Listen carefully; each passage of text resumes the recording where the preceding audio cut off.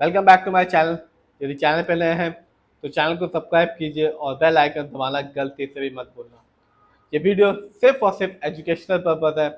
ना हमको स्टॉक खरीदने की सलाह देते हो ना ही बेचने की। आज हम बात करने वाले हैं 12 सितंबर 2025 के कुछ ऐसे कंपनी के स्टॉक के बारे में जिन्होंने आज के दिन अपने शेयर होल्डर्स को 10% से ऊपर रिटर्न निकाल के दिया। इसमें एक कंपनी आती है जिसका नाम है सोनाटा सॉफ्टवेयर। इस कंपनी ने आज के दिन अपने शेयर होल्डर्स को 13% रिटर्न निकाल के दिया। सबसे पहले जानते हैं इस कंपनी के बारे में। तो कंपनी बिजनेस में information technology service provider company है और आज के दिन इस कंपनी का शेयर प्राइस है 373 रुपीज़ 60 पैसे। और आज के दिन इस कंपनी ने अपने शेयर होल्डर्स को 13.30% रिटर्न निकाल के दिया।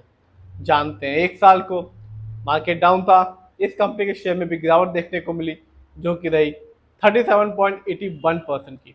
यानी कि आज से ठीक एक साल पहले सोनाटा सॉफ्टवेयर के शेयर प्राइस का दाम था 604 रुपये। बात की जाए लॉन्ग टर्म की तो 5 साल में इस कंपनी ने अपने शेयर होल्डर्स का भरोसा जीता और 5 साल में इस कंपनी ने बताया कि कंपनी लॉन्ग टर्म में एक अच्छा खासा रिटर्न दे सकती है। 5 साल में इस कंपनी ने अपने शेयर होल्डर्स को 255% रिटर्न निकाल के दिया। यानी कि 5 साल पहले इस कंपनी का शेयर प्राइस था 117 रुपये 24 पैसे। 117 रुपये 24 पैसे। बात की जाए और देखा जाए इस कंपनी के स्टॉक के परफॉर्मेंस को तो एक साल में इस कंपनी का हाईएस्ट शेयर प्राइस गया 697 रुपीज़ 20 पैसे, जबकि एक साल में इस कंपनी का लो शेयर प्राइस आया 286 रुपीज़ 40 पैसे। बात की जाए इस कंपनी के इवेंट्स की तो इस साल यानी कि 2025 में इस कंपनी ने 2 बार अपने शेयर होल्डर्स को डिविडेंड दिया। अभी ही 8 अगस्त 2025 को इस कंपनी ने अपने शेयर होल्डर्स को डिविडेंड दिया 1 रुपये 25 पैसे का। और 23 जुलाई 2025 को इस कंपनी ने डिविडेंड दिया था अपने शेयर होल्डर्स को, वो था 4 रुपये 40 पैसे का। तो कंपनी ना केवल एक अच्छा खासा रिटर्न दे रही है, साथ ही साथ डिविडेंड भी दे रही है। बात की जाए और देखा जाए इस कंपनी के फंडामेंटल्स को तो कंपनी का मार्केट कैप है 9,254 करोड़। लार्ज कैप की कंपनी है और लार्ज कैप की कंपनी का मार्केट कैप होता है 7,000 करोड़ से लेके 20,000 करोड़ या उससे ऊपर का। जानते हैं इस कंपनी के पीबी रेशियो को तो कंपनी का पीबी रेशियो है 5.42। शेयर मार्केट में किसी भी कंपनी का पीबी रेशियो अच्छा कहलाता है 1 या तो बिलो 3। बात की जाए इस कंपनी के इंडस्ट्री पी की तो कंपनी का इंडस्ट्री पी है 25.15। शेयर मार्केट में किसी भी कंपनी का इंडस्ट्री पी अच्छा होता है 20 से लेके 25 के बीच में।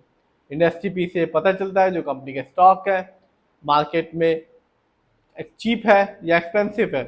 बात की जाए इस कंपनी की डेट टू इक्विटी की यानी कि लोन कर्ज की तो वो है 0.30। शेयर मार्केट में किसी भी कंपनी का डेट टू इक्विटी अच्छा कहलाता है 1 से लेके 1.5 के बीच में। हम ये कह सकते हैं कि इस कंपनी पर लोन कर्ज ना के बराबर है। जानते हैं इस कंपनी के आरओई को यानी कि रिटर्न ऑन इक्विटी तो कंपनी का आरओई है 24.89%। शेयर मार्केट में किसी भी कंपनी का आरओई अच्छा कहलाता है 15% से लेकर 20% के बीच में। आरओई का मतलब होता है जो पैसा शेयर होल्डर्स ने कंपनी को दिया है, कंपनी ने उसका किन प्रोजेक्ट में इस्तेमाल किया है यानी कि कैसा इस्तेमाल किया है।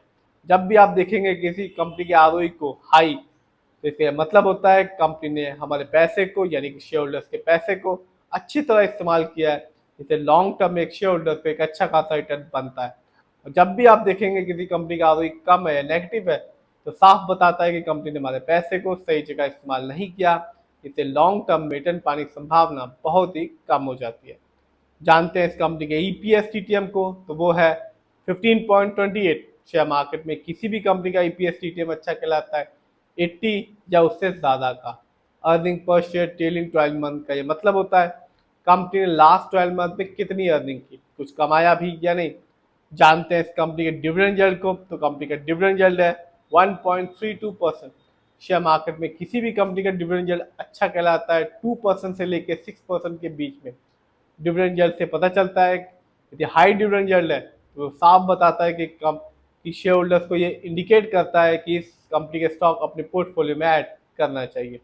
बात की जाए इस कंपनी के फाइनेंशियल कंडीशन की यदि हम सबसे पहले देखें रेवेन्यू को तो जून क्वार्टर में इस कंपनी का रेवेन्यू रहा 2,989 करोड़, जबकि 2025 में इस कंपनी ने रेवेन्यू के मामले में अर्न किया 10,228 करोड़। बात की जाए प्रॉफिट की तो जून क्वार्टर में इस कंपनी का प्रॉफिट रहा 109 करोड़, जबकि ईयरली देखें तो 2025 में इस कंपनी का प्रॉफिट अभी तक है 425 करोड़। बात की जाए इस कंपनी के नेटवर्थ की तो कंपनी का नेटवर्थ है 1706 करोड़ 2025 में। जानते हैं इस कंपनी के शेयर होल्डिंग पैटर्न को, तो साफ है इस कंपनी में रिटेलर यानी कि हम लोग का पैसा सबसे ज़्यादा लगा हुआ है जिसका परसेंटेज है 36.59%, जबकि दूसरे नंबर पर आता है प्रमोटर यानी कि इस कंपनी के ओनर्स जिनका पैसा इस कंपनी में लगा हुआ है 28.17%, जबकि तीसरे नंबर पर आता है म्यूचुअल फंड जिनका पैसा इस कंपनी में लगा हुआ है 25.11% का। तो ये कंपनी लॉन्ग टर्म में रिटर्न तो दे ही रही है, साथ ही साथ अपने शेयर होल्डर्स को डिविडेंड भी दे रही है, और आज भी इस कंपनी ने अपने शेयर होल्डर्स को एक अच्छा रिटर्न निकाल के दिया 13.30% का। फिर भी जिस भी कंपनी के शेयर को खरीदें खुद रिसर्च करें, एनालाइज करें, अपने फाइनेंशियल एडवाइजर की राय लें, फिर अपने पैसे को शेयर मार्केट में लगाएं।